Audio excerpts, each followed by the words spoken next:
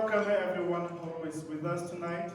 It's a special evening for St. James, and it's such a joy that you come and be here with us for this conversation. We as Episcopal Church have been for years trying to work and engage our communities with the LGBTQ plus communities and be one. The Episcopal Church has a long history of supporting and empowering LGBTQ movements, and June is a month to celebrate that dimension of the church, and we celebrated the diversity of its members in many ways.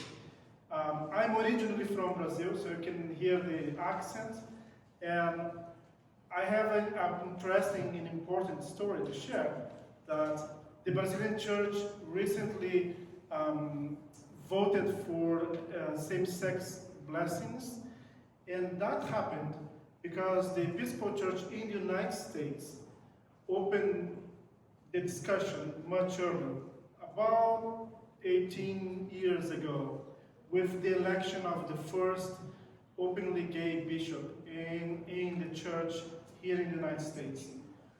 Only because that happened, other churches around the globe start taking more seriously the topic and addressing that.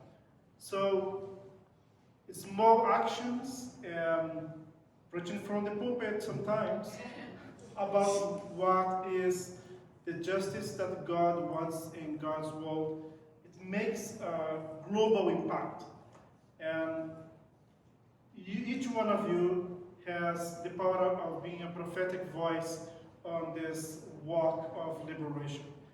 And it's such a joy that you are here tonight, because we are celebrating different events in different weeks with opportunities to get together and talk. Tonight we have Marshall Shore. Marshall Shore, I think many of you is known him as the hip historian. He has a gift of knowledge, and particularly in history. And when we know our history, we can help each other and empower ourselves, empower also others. So it's such a gift. I have here a list of things that I've been doing, and I want to make sure I got that right, because I know he has an online program on Thursdays, right, at 7 p.m. called Arizona History Happy Hour. We also know about his work with Virtual Arizona Pride, hosting LGBTQ themed happy hours on topics such as LGBTQ entertainers in Arizona for the organizations and third Saturdays. And just last Wednesday, we gathered at Trinity Cathedral for walking downtown and learn about the LGBTQ history in downtown Phoenix. It was awesome, even though it was hot, we had a great time. Some of those who were there on Wednesday are here tonight with us again. So Marshall, welcome. Thank you so much.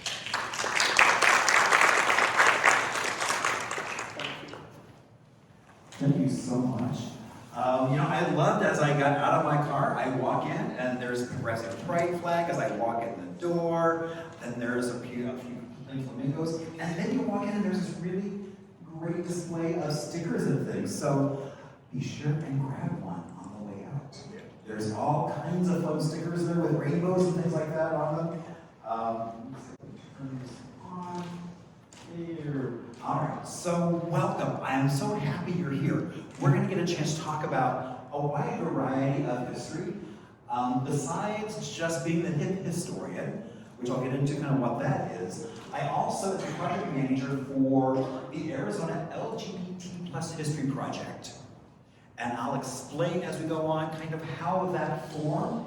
It is a collaboration with ASU, Phoenix Pride, and myself as we try to figure out how do we preserve our LGBTQ history in Arizona. So I do a wide variety of things. In fact, next week I'm doing a program, I think, out in Chandler or Mesa, on Disney and Oh, is it Mesa? Okay, okay, well, good. I'm glad someone knows. It's in my calendars. It's like by the time we get there, I'll be there. So yeah, so we're doing Disney in Arizona. That with Maricopa County for summer reading, so that's going to be a lot of fun. Tomorrow is Arizona Heritage Center celebrating Juneteenth. And so they're going to have a whole day of stuff going on. This will be so much fun. I know Dr. Lester is going to be there from ASU talking. Joyce, the voice, is going to be there singing.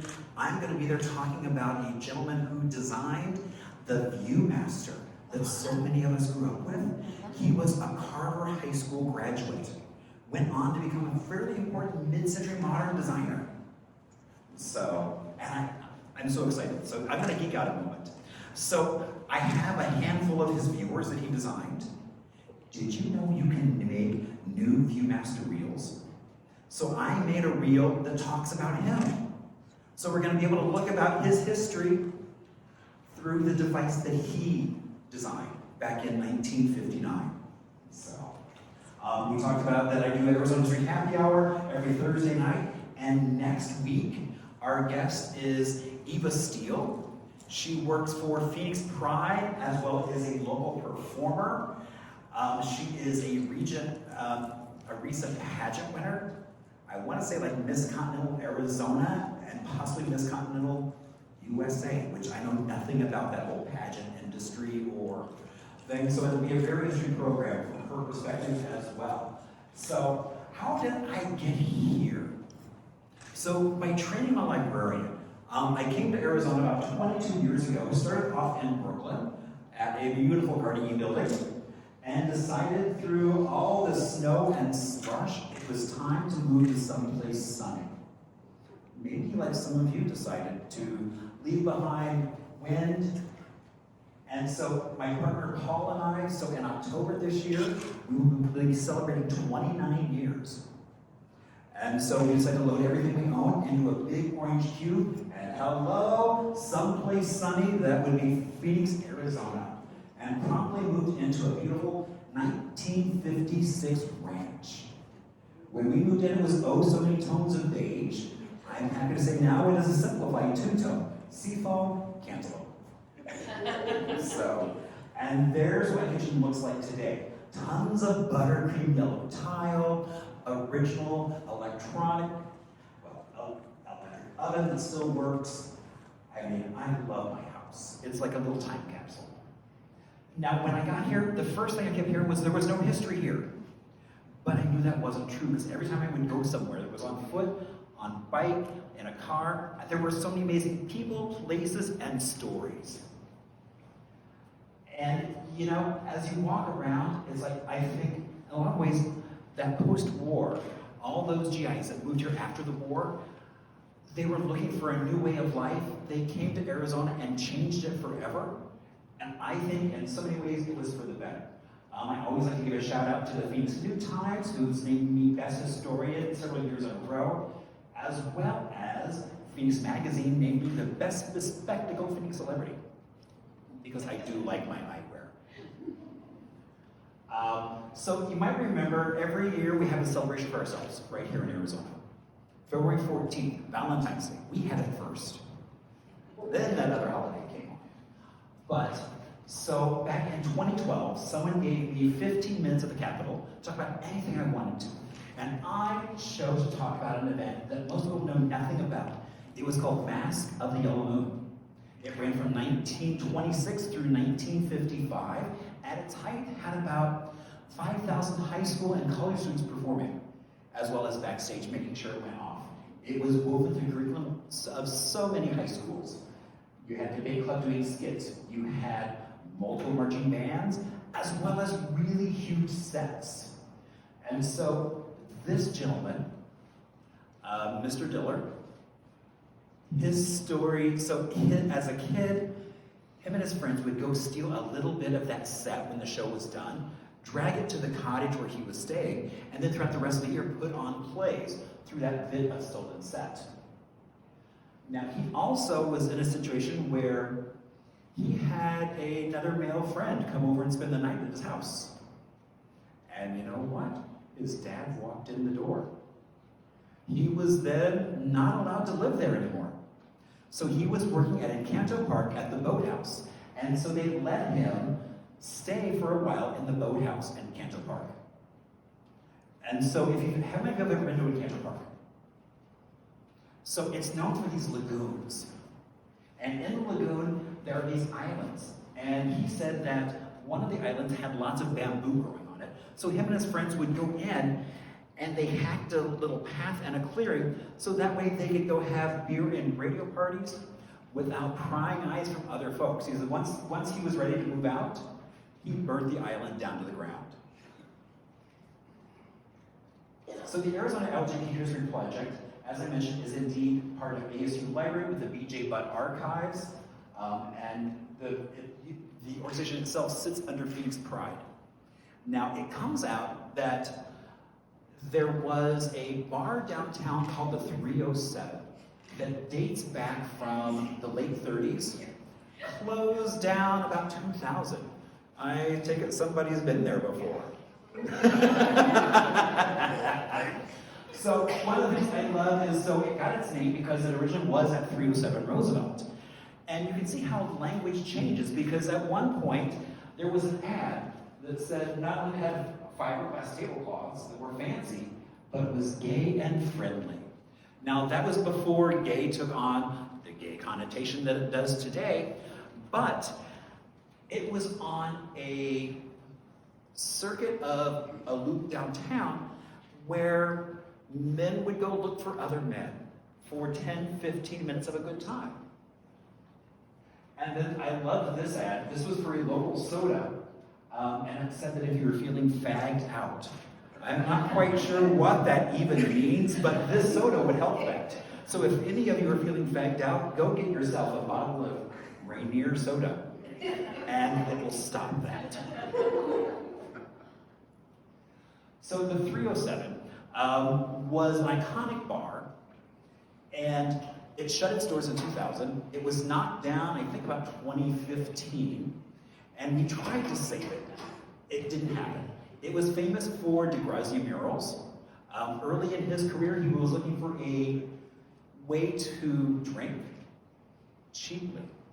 And so they said, basically, as long as you're painting, your booze is free.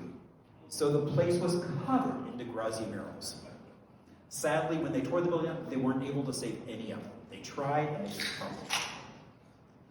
But we were able to get this plaque installed. And so this is, so you can see behind Lucy LaHood in the pink dress, are part of the ballerina, or actually the can-can dancers, that were part of the 307 DeGrazia murals. The other performer on this side is Miss Ebony. She was a classic drag queen. She came via Chicago, Boston, Phoenix. And so this is what it looks like today. So when they tore the bar down where those birds are, that's how we actually got the plaque inset in the concrete in the sidewalk, so that way people will now know at least there was something there. Which is important that we know our history. So many folks, I just did a bit for Channel 12, and they actually called me and said, we went to go look for the plaque and couldn't find it. So I drove down there, and they did find it. So, but it really talks about how it was it was a space that was really a safe space for the community from the 50s, because it was part of this cruise circuit that we don't know exactly when it became gay friendly. We do know in 1970, that's when it became very drag friendly. And so, actually go back, this little, I don't know if you can see it, that's a really bad photo from this distance. So behind that tree is a little tiny room. That was called the dressing room. The bar itself was so tiny it didn't have dressing room. And so they would literally get dressed across the alley and have to burst through the doors into the side door of the bar. And here we are with the numbers from the outside of the building, which I named Phoenix Pride by. This was when they dedicated the plaque, and so we have Mayor Stanton there, who is still very much a friend of the community. And then as you walk around Arizona, you might notice some rainbow crosswalks. Tucson has one, Phoenix we have two. One is downtown, the other one is over on the Melrose Curve, over on 7th Avenue. And so when we did the tour last week, we actually talked about, well, why is there a rainbow crosswalk on Roosevelt? And really that is because that was kind of our original neighborhood, which is now Melrose. Oh, this weekend is Bisbee Pride, which is so much fun, and you know. But just before COVID, we did a traveling display that is a trans timeline of Arizona history. And when we did that, we did that in collaboration with the Arizona Historical Society out of Tucson. We worked with Trans-Spectrum of Arizona, as well as the Trenchant Archive and Louise Lawrence Trenchant Archive out of San Francisco. And so we actually found, until you start asking the question, I didn't know what trans history we would find. And we found quite a bit. And what really kind of started the whole ball was I do a variety of tours, lectures. One of them is Haunted Phoenix.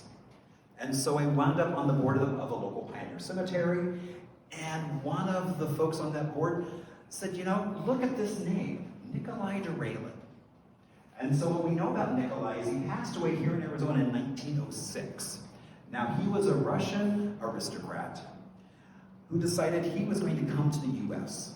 He did move to Chicago, got himself a good government job, got himself 2 wives, 1 divorce, tuberculosis. So back then, what did people do? They moved to Arizona because we were known for not just our dry air, but clean air. If you can imagine clean air right here. And so he moved to Arizona for his health. It didn't go so well. And as they were ready for burial, they discovered that he was born a woman. And that story went viral across the planet, above the fold front page from Bisbee to Australia. And so when they buried him in a dressing gown with no headstone. And so that's what his gravesite looked like. We were able to do several fundraisers and got him a headstone.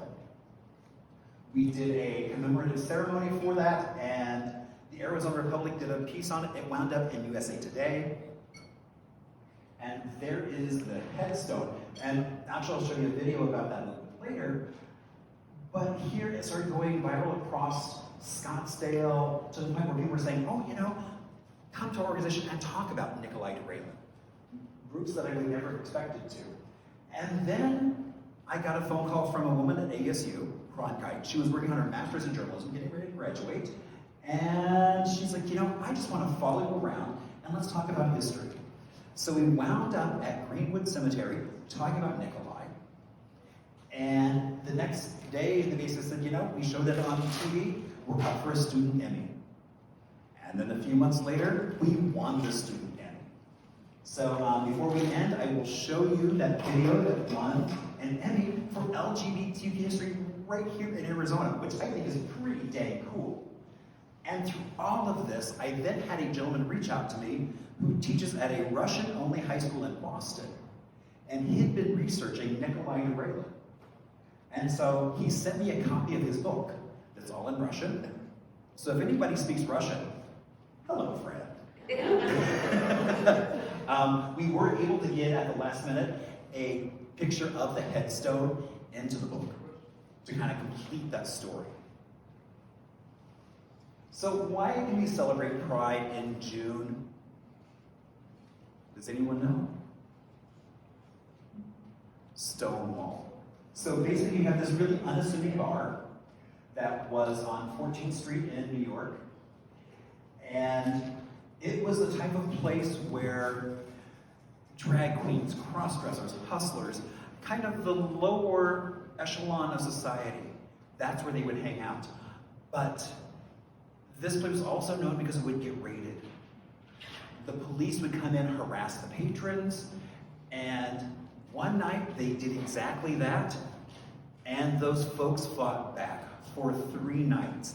Now that was not the first time the LGBT community had stood up, but it was the first one that the media took attention of and reported on. So with this, there was also riots in LA and San Francisco before this. But this was really the catalyst for what then became the gay civil rights movement. And June 27th of 2006, it became a national landmark. So it's under now the guise of national parks, and so we'll be there forever for folks to take a look and be able to celebrate that history. Now, right here in Arizona, the first time we actually see Stonewall mentioned is in Tucson a year later, talking about how gay power openly flexes its muscle, which for the time period was actually very cutting edge for a mainstream paper to actually have something positive. That didn't happen very often. A few years later, Tucson became one of the first places for an anti-discrimination clause in their city charter because a young man was brutally beaten to death coming out of a bar.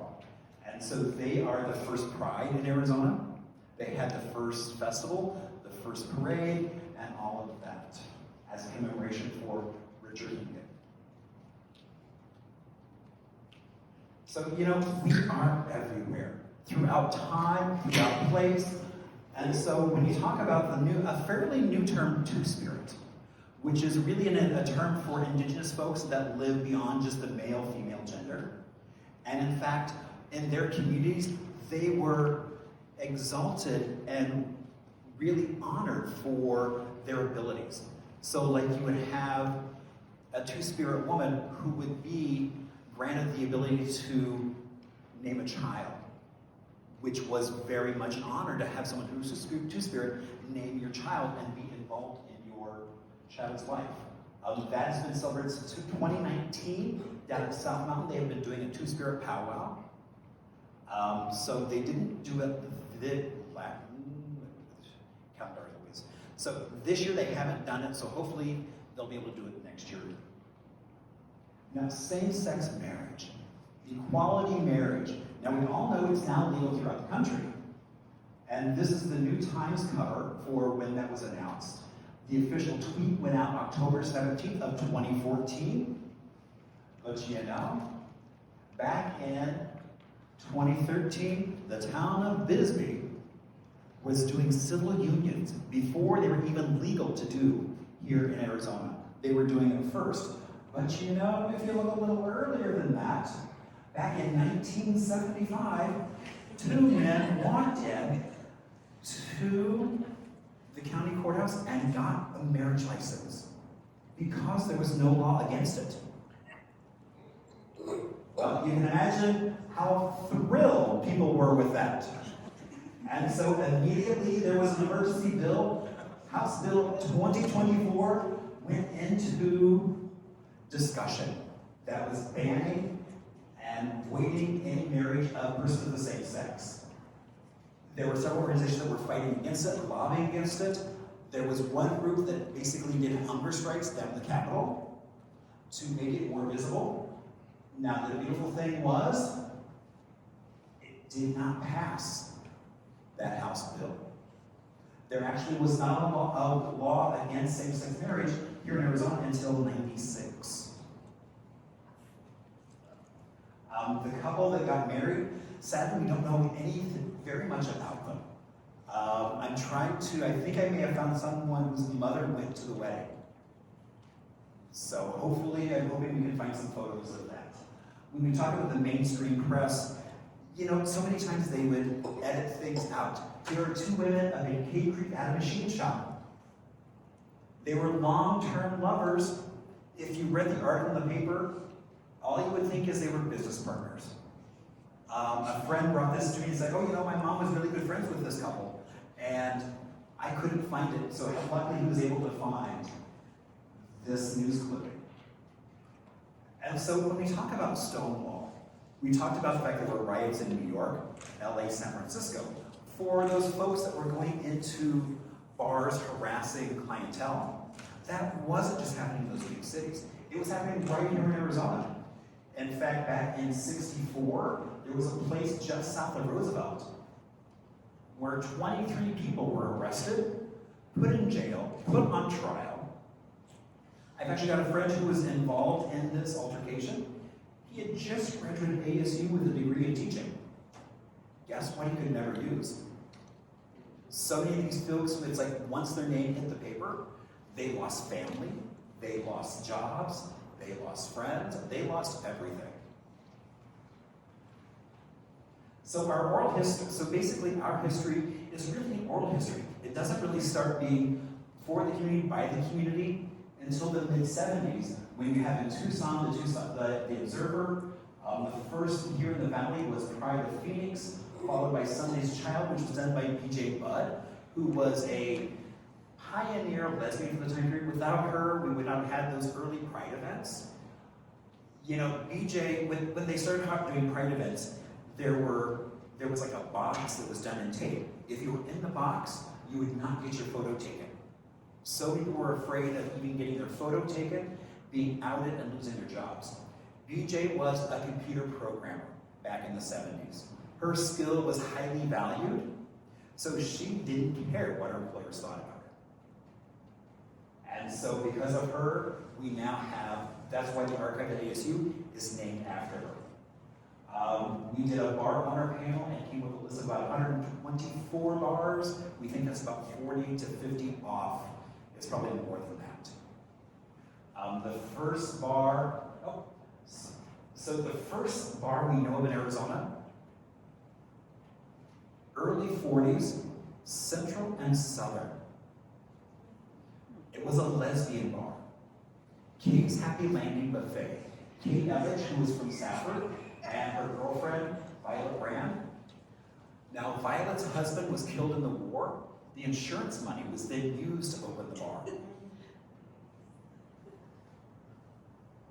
And this woman is Dot Wilkinson. She is considered still to be one of Arizona's foremost women's athletes. She is in the Hall of Fame for softball, as well as bowling. And she is still trolling around South Phoenix in her early 90s.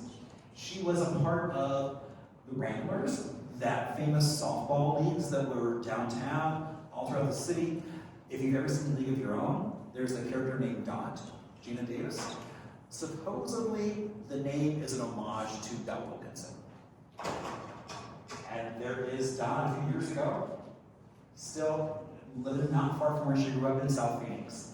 When we talk about drag, I was talking to a student from ASU who's doing a drag history of Arizona, and I was like, well, you know, the first time we really see drag queens in Arizona is the late 1800s. And he was like, what? And so I just had to go through and send me these ads that are talking about how Tombstone, 1894, was William Gauze. So basically the drag tradition in the US grew out of minstrel shows. So William Gauze was famous for coming out, singing, knowing that he was not a woman. And then his reveal of ripping off his wig, and to the dismay of everyone in the audience, he was a man. Then you have Julian Elton, who was one of the first Hollywood celebrities. He actually would wind up, his movies, he would wind up going in drag, where he would, in the movie, he would have to dress in drag for a reason, kind of like Birdcage type scenario. He did a lot of theater performances all over the state as well.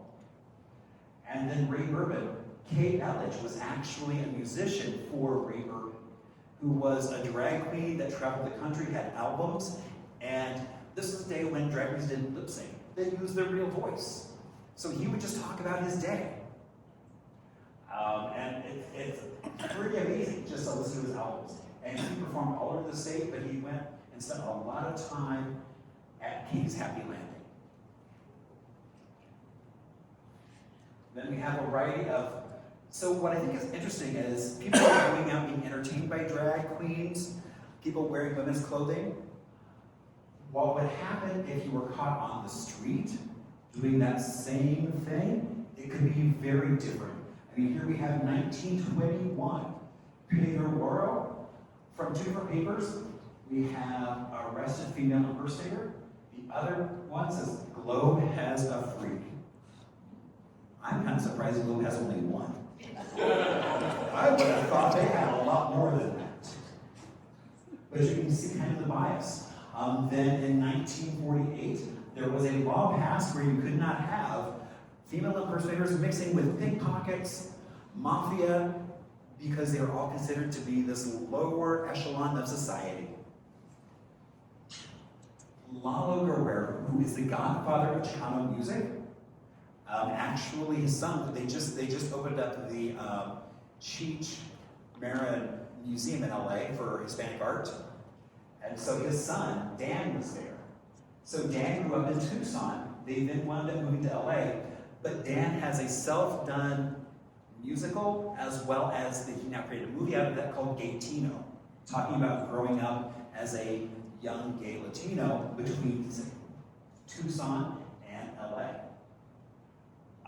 Troy Walker, who moved here he was 9 years old, moved to Casa Grande, wound up in Chandler going to school, and was told he had the voice of an angel.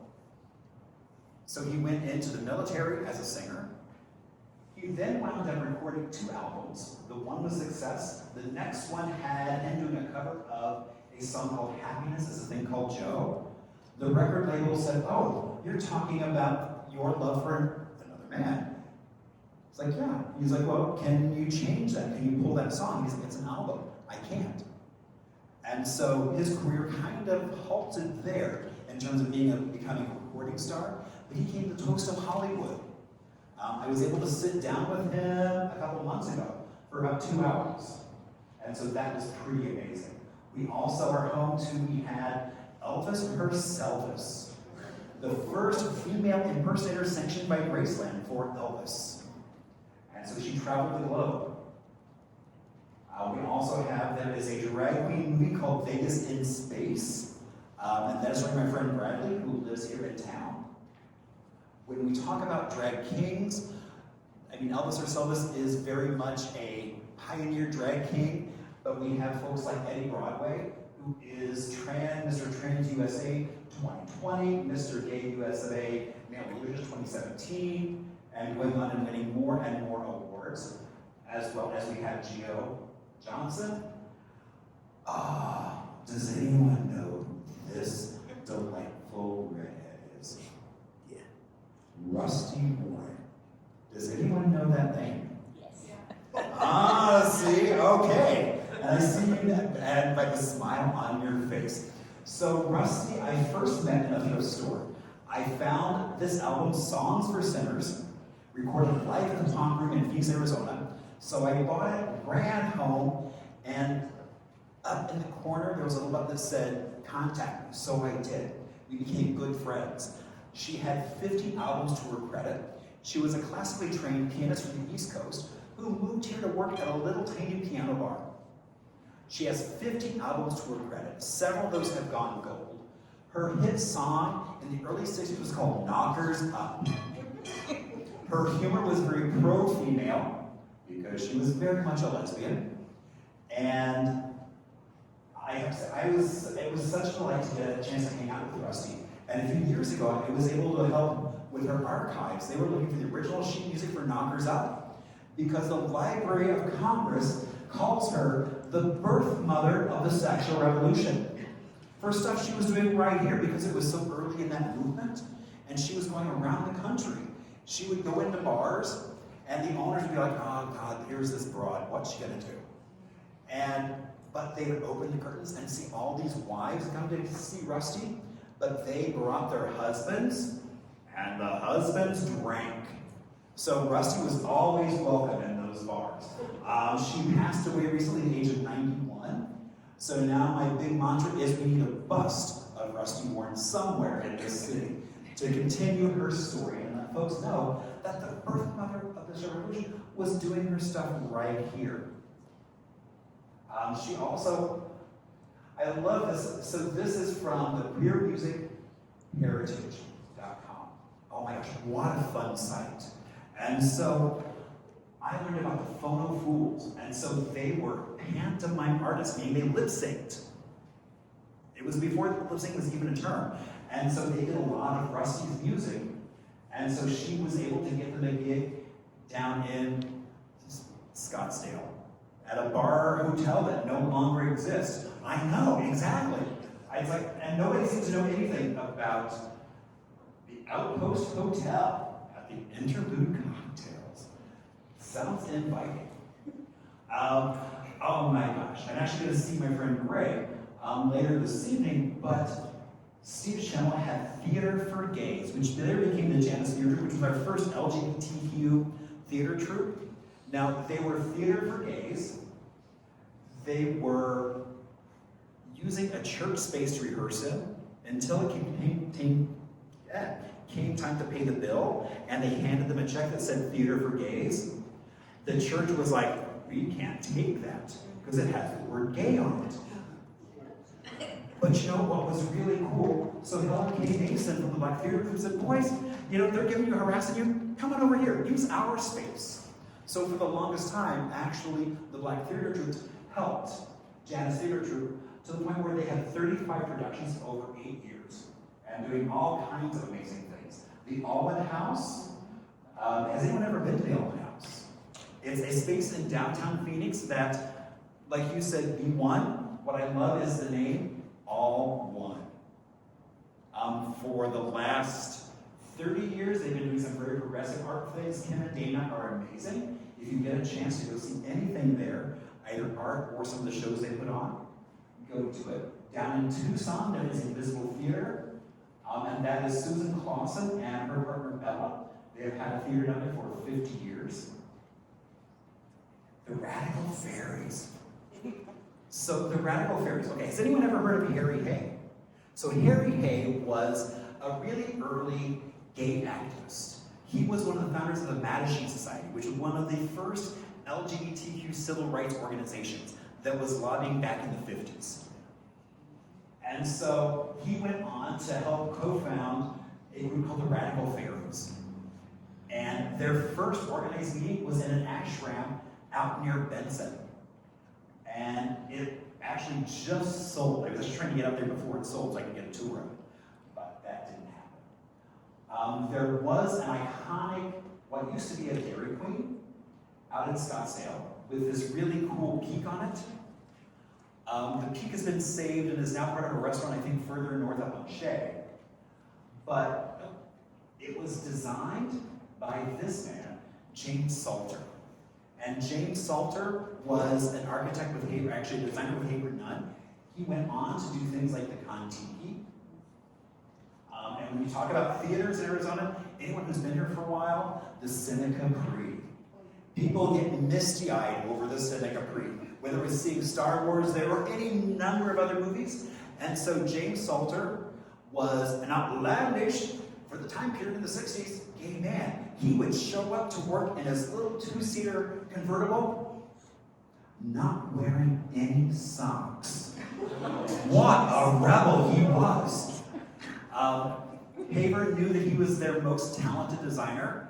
They actually sent him to Hawaii because he was also a bit of a character. So they sent him to kind of get away from them for a little bit to Hawaii, and so that's where he felt this whole love of Polynesian as well.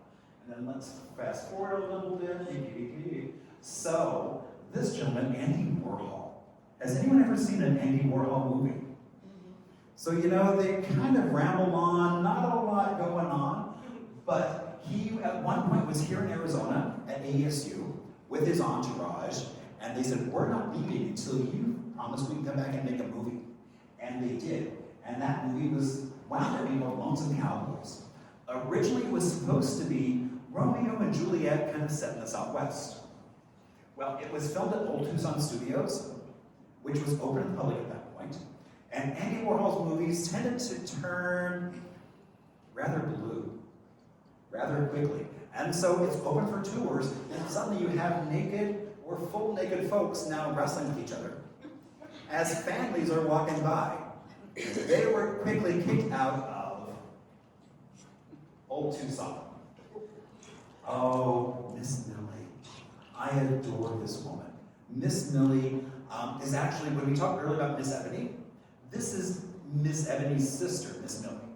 Miss Millie moved to Arizona in the early 70s. She also transitioned in the early 70s. And I ran into her a couple months ago, and she, several years ago, had written a book about herself called The Exceptional Impossible Woman Indeed. It's out of print. And she's like, you know, is it time to put my book back in print? I said, yes, it is. I keep having people wanting a copy. I want a copy. I've never been able to read it because she has her one copy and she's not letting go of it. So I'm hoping that at some point we can have that out. Cleve Jones, who grew up here, decided he would go to San Francisco for some excitement, wound up becoming in the Harvey Milk Circle and hanging out with Harvey Milk. Does anyone know who Harvey Milk is? Yeah. So Harvey Milk was the first gay elected official. He was then murdered in office by Dan White. That's his own story. Cleve Jones also went on to co-found, or actually was the founder, of the AIDS Quilt, which I know City of Phoenix has brought in several times, as well as I think Tucson has as well. He wrote a book called When We Rise that became a miniseries on ABC. And then we talk about, we talk about like the early days of drag, like the 1800s. If you fast forward to the modern time period, you have folks like, with RuPaul, Tips de Jour out of Tucson, and Joey J here in Phoenix. But then there's this new outcropping of what would be called monster drag. So there is the Boulay Brothers and the TV show called that they have. And so Arizona has 3 of kind of the top performers in this genre.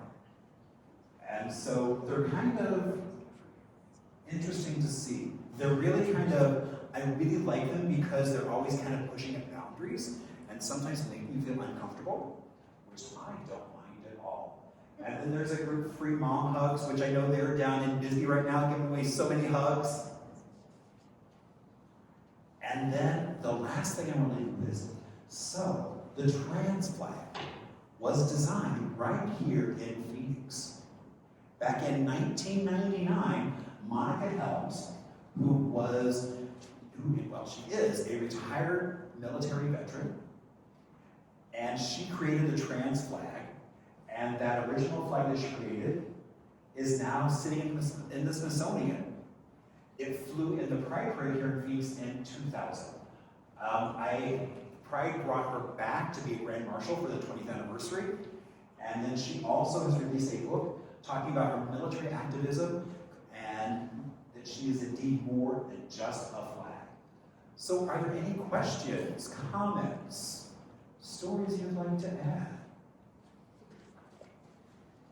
All right. Well, I know I'm going to hang out for a little bit later, but I did promise you a video, and so we are going to, let's see, there we go. So this is the video that won the Emmy.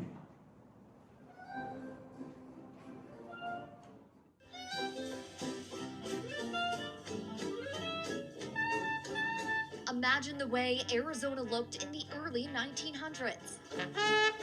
The streets, the people, with stories beyond the documented black and white. People kept saying there was no history here. But Marshall Shores sees history in color. I'm known as Arizona's hip historian. Also known as a local celebrity. So I want to welcome you to Arizona History Happy Hour. One of Marshall's friends, Erica Kempler, watched his audience skyrocket and said it's for a good reason. He doesn't simply study history, he's actually trying to make a significant mark in it. And Marshall made his footprint in history at Greenwood Cemetery in Phoenix, a lawn that celebrates the people who defined Arizona. You can tell a lot about a city by going and visiting a cemetery and seeing its history. To Marshall, each stone in Greenwood Cemetery represents a life with a story to share. But in the case of Nikolai DeRaylen, it was the absence of a headstone that made it so significant. It's a really amazing story. Nikolai DeRaylen visited Arizona to treat his tuberculosis. It didn't go so well for him. He wound up passing away a few months later. He left behind mounds of wealth and his beloved wife, Anna. As they're ready for burial, they discovered that Nikolai was a woman. And so when they buried him here in Greenwood in 1906, they actually buried him in a dress and without a headstone. Erica, who is also the founder of Arizona Trans Alliance, says his story is remarkable. It really does say here's a person who managed to live a life with a tremendous secret that would have undoubtedly destroyed his life. Nikolai had enough money to afford a traditional burial, but Marshall explained that his unmarked grave was a sign of disrespect. Without a headstone, he was erased from time. Then came an idea. When I found out that we had a gender pioneer right here in Arizona from 1906, I started working with the local community to raise funds to get him a headstone. It was really through his invitation I became a part of it. They capitalized efforts through social media and word of mouth. Going to bars and people giving money here or giving money there. In 2 years, they raised over $3,000, but the question remained, what should it say? It was my opinion that what we put on the headstone shouldn't be outing, should not out him as trans. My friend Erica came up with this quote, and I was like, oh my God, that is perfect. A quote that speaks truth to Nikolai and the entire transgender community. To be yourself in a world that is constantly trying to make you something else is the greatest accomplishment. Now the headstone stands among the masses, securing Nikolai's spot in Arizona's LGBTQ history. So that's one of the things I try to give those marginalized communities a voice. A contribution that also writes Marshall into Arizona's story. In Phoenix, Caitlin Keenahan, Cronkite News. So thank you all so much for opening your doors, letting me share some of this history. You know, I mean, in case you can't tell, I'm a little passionate about not just LGBT history, but so many histories. There's so many voices that need to be heard. And that's one of the reasons why I started doing the Thursday Night Happy Hour, is every week we have a special guest on talking about another slice or lens for Arizona history. So thank you all so much and have a great rest of your night. And don't forget, I think there may be some more cupcakes over here and there's more stickers over here. And you got to